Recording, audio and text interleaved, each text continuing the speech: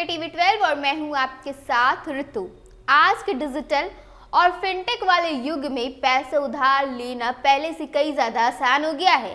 Bank और fintech platform अब सिर्फ पर्सनल लोन, होम लोन या कार लोन तक ही नहीं सीमित रहे, बल्कि म्यूचुअल फंड में निवेशित संपत्ति के बदले लोन यानी loan against mutual fund LAMF का विकल्प भी तेजी से लोकप्रिय कर दिया है।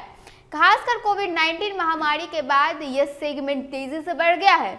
रिटेल निवेशकों की म्यूचुअल फंड में भागीदारी बढ़ रही है, जिससे LAMF यानी लोन अगेंस्ट म्यूचुअल फंड की मांग भी तेजी से बढ़ती हुई नजर आ रही है। इसका सबसे बड़ा कारण यह है कि म्यूचुअल फंड पर लोन लेने से टैक्स बचत होती है। अगर आप म्यूचुअल फंड बेचते हैं तो आपको शॉर्ट टर्म या long term capital gains tax लेना पड़ सकता है, लेकिन लोन लेने पर कोई टैक्स नहीं लगता। आमतौर पर आप अपनी इन्वेस्टमेंट वैल्यू का 50 से 80% लोन के रूप में ले सकते हैं। उदाहरण के लिए इक्विटी फंड के लिए अधिकतम 20 लाख रुपए और डेट फंड के लिए 1 करोड़ रुपए तक लोन आपको सालाना मिल सकता है।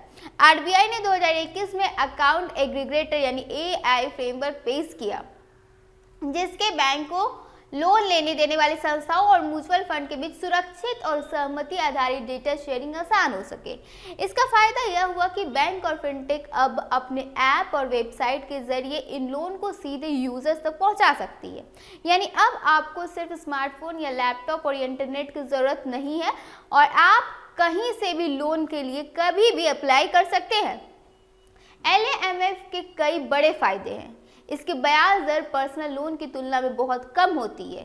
साथ ही ब्याज केवल लोन के उपयोग की गई रकम पर लिया जाता है, जिससे आप अनावश्यक ब्याज देने से बच जाते हैं।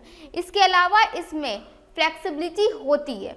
आपको मासिक किस्त यानी EMI नहीं देनी होगी, बल्कि आप अपनी सुविधा के अनुसार रीपेमेंट कर सकते हैं। लेकिन ध्यान देने वाली बात यह है कि म्यूचुअल फंड पर लोन तभी ले सकते हैं जब वास्तव में आपको आवश्यकता हो।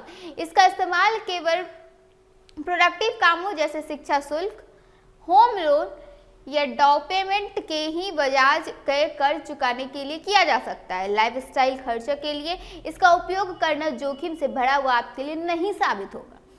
मार्केट के टॉप अप लोन लेने से बचना चाहिए। अगर मार्केट वैल्यू गिरती है तो आपका मार्जिन कॉल का सामना करना पड़ सकता है, यानी अतिरिक्त सिक्योरिटी जमा करनी पड़ सकती है। विशेषकर मिड और स्मॉल कैप फंड में मार्केट उतार चढ़ाव ज्यादा होते हैं। इस तरह के समय में LAMF लेना महंगा और जोखिम भरा पुल आपके लिए साबित हो सकता है।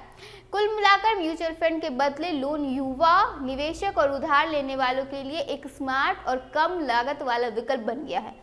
सही योजना और समझदारी से इसका इस्तेमाल करना आपके लिए फायदेमंद साबित हो सकता है, लेकिन मार्केट और व्यक्तिगत वित्तीय स्थिति का ध्यान रखना आपके लिए अनिवार्य है, वरना आपको कई हद तक मुश्किलों का सामना भी करना पड़ सकता है।